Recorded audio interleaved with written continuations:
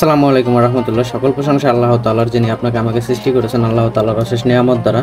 আমরা অনেকদিন যাবত প্ল্যান করতেছি আমাদের খামারের সামনে যে একটা পুকুর আছে, ঘাটলাওয়ালা পুকুর, সেখান থেকে আমরা কিছু মাছ বিক্রি করব। কারণ গত বছর আমরা সিজনের সময় আমরা একটু এইখানে তেলাপিয়া মাছ ছাড়ছিলাম, তারপরে আমাদের অন্য একটা পুকুর মাঝখানে যেটা সেচ দিয়েছিলাম, সেখান থেকে আমরা কিছু মাছ ধরে নিয়ে আসি, যে পাঙ্গাস মাছ।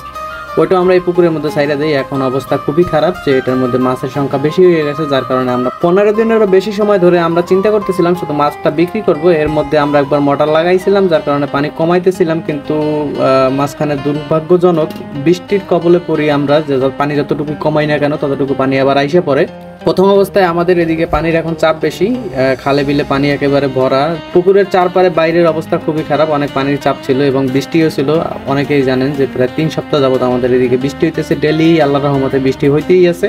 মাঝখানে হয়তো বা 1 থেকে 2 দিনের মতো গ্যাপ গেছে, তো এখন আবার একটু মোটামুটি আলহামদুলিল্লাহ রাত্রে বৃষ্টি হয়, দিনে বৃষ্টি হয় না, যার কারণে আমরা প্ল্যান করছি যে দিনের বেলায় আমরা মাছ ধরবো।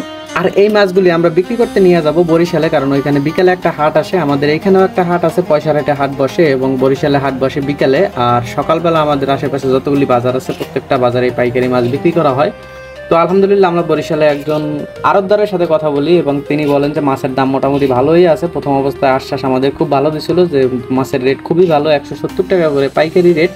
তো আমরা আলহামদুলিল্লাহ খুবই সন্তুষ্ট, খুশি হয়েছিলাম যে আচ্ছা ঠিক আছে, যাই হোক, আমরা অন্ততপক্ষে আমাদের মাছটা বিক্রি করতে হবে। যেরকমই হোক না কেন, দাম যত টাকাই হোক না কেন, আমাদের এই মাছগুলি বিক্রি করতে হবে। না হলে যখন পানির টান দিবে, অর্থাৎ পানি কমতে থাকবে, তখন আমাদের এই মাছগুলি এখানে টিকিয়ে রাখা খুবই অসম্ভব একটা ব্যাপার হয়ে যাবে। কারণ মাছ যদি ঘন হয় আর পানি যদি বেশি থাকে, তাহলে অবশ্যই তারা সুন্দরভাবে বসবাস করতে পারে। আর যদি পানিও কমে যায়, মাছ বেশি থাকে, তাহলে দেখা যায় যে এইখানে মাছগুলি সুন্দরভাবে থাকতে পারবে না। আস্তে আস্তে মাছ রোগ আক্রান্ত হবে এবং মাছগুলি মারা যাইতে থাকবে।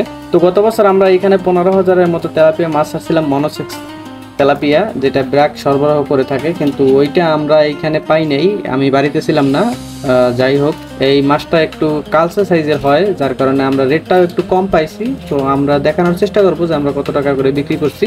আর খরচ মিলেয়া মোটামুটি আলহামদুলিল্লাহ আমাদের ভালো টাকা খরচ হয়ে গেছে। অ্যাকুরেট হিসাব নাই বিদায় আজকে আপনাদের সামনে প্রকাশ করতেছি না, তারপরেও আনুমানিক একটা ধারণা প্রায় 1.5 লক্ষ টাকার মতো আমাদের এইখানে এই প্রজেক্টে ইনভেস্ট করা হয়েছে। তো আমরা চেষ্টা করব এখান থেকে আমাদের প্রফিট বের করার জন্য। তো আজকে আমরা মাছ নিয়ে যাব বরিশালের উদ্দেশ্যে। তো ওইখান থেকে আমাদেরকে বলছে যে 15 মণ টার্গেট দিছে, যে 15 মণ মাছ যদি তোমরা নিয়ে আসো তাহলে মোটামুটি আলহামদুলিল্লাহ ভালো রেট পাওয়া যাবে। তো আমরা টার্গেট মতো এই মাছ নিছি, আমরা 13 মণ মাছ নিছি, যে 2 মণ কম নেই। যদি বাজারে একটু কম থাকে তাহলে চাহিদাটা বেশি থাকবে, যার কারণে আমরা 13 মণ মাছ নিয়ে রওনা দেই। আমরা যাইতে যাইতে বরিশাল সদরে পৌঁছাইয়া যাই। তো ওইখানে নতুল্লাবাদ যে মাছের বাজারটা আছে, এইখানে বিকালবেলা মাছের আড়ত বসে, আর কাশীপুর বাজারে সকালে আড়ত বসে। তো আমরা বিকালের বাজার ধরবো, যার কারণে আমরা দিনের বেলায় মাছ ধরবো, কারণ আমাদের এই পুকুরের মধ্যে আমরা কিছু পাঙ্গাস মাছ ফালাইছিলাম। ওই পাঙ্গাস মাছগুলি রাত্রেবেলা যদি আমরা মাছ ধরতে যাই, তাহলে এইটা আমাদের একটা বিশাল বড় প্যারাদায়ক কাজ হয়ে যাবে, কারণ পাঙ্গাসের কাঁটাগুলি জালের সাথে শুধু জড়ায়। যার কারণে আমরা চেষ্টা করছি যে দিনের বেলায় মাছ ধরবো এবং দিনের বেলায় বাজার ধরার চেষ্টা করবো। তাতে 5 টাকা যদি কমও হয় তাহলে কিছু করার নেই, কারণ আমাদের এখানে যে মাছগুলি আছে এই পাঙ্গাসগুলি রাতের বেলা ধরতে গেলে ম্যাক্সিমাম মাছগুলি মারা যাবে, যার কারণে আমরা দিনের বেলায় ধরতেছি। তো আলহামদুলিল্লাহ বরিশালে আমরা আসছি, আসার পরে আমরা মাছগুলি দেখার পরে তারা আর কি, তাদের যে পাইকার আছে, এখানে আসলে ডাক হয় না। এটা একটা তেলাপিয়া মাছের ক্ষেত্রে ডাক হয় না, কিন্তু অন্য যে মাছ আছে সেই ক্ষেত্রে অবশ্যই ডাক হয়। এটা একটা নির্ধারিত বাজেট থাকে, নির্ধারিত রেট থাকে। তো এখানে আসার পরে কিছু ব্যাপারীর সাথে কথা হয়েছে, ওনারা আমাদের দামটা 150 টাকা করে নির্ধারণ করছে।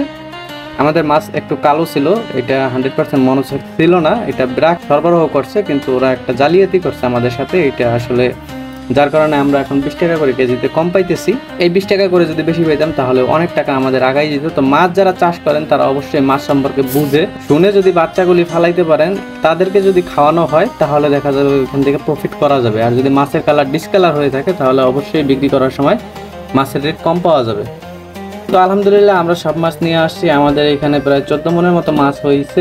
আমরা বিক্রি করছি প্রায় 83,300 টাকা। আলহামদুলিল্লাহ আমরা খুব ভালো বিক্রি করছি, আমরা আরো বিক্রি করব ইনশাআল্লাহ। আমাদের ভিডিও দেখার জন্য আপনাকে ধন্যবাদ। আমাদের ভিডিওটি শেয়ার করে দিবেন এবং লাইক কমেন্ট করে আমাদের পাশেই থাকবে। যদি লাইক কমেন্ট এবং শেয়ার করেন, তাহলে পরবর্তীতে ভিডিও বানানোর জন্য অনুপ্রেরণা জাগে, যার কারণে আমরা আসলে ভিডিও বানাতে উৎসাহ প্রকাশ পাই। আপনারা সকলে ভালো থাকবেন, আমাদের জন্য দোয়া করবেন। আসসালামু আলাইকুম ওয়া রাহমাতুল্লাহ।